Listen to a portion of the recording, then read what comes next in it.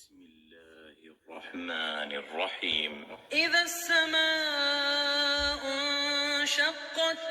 وأذنت لربها وحقت وإذا الأرض مدت وألقت ما فيها وتخلت وأذنت لربها وحقت يا أيها الإنسان إنك كادح إلى ربك كدحا فملاقيه فأما من أوتي كتابه بيمينه فسوف يحاسب حسابا يسيرا وينقلب إلى أهله مسرورا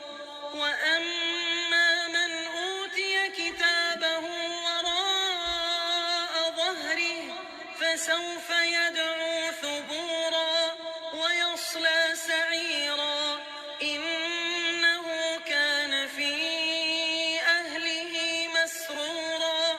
إنه ظن أن لن يحور بلى إن ربه كان به بصيرا فلا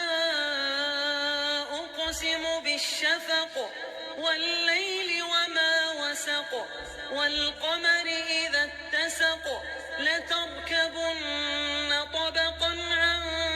طبق فما لهم لا يؤمنون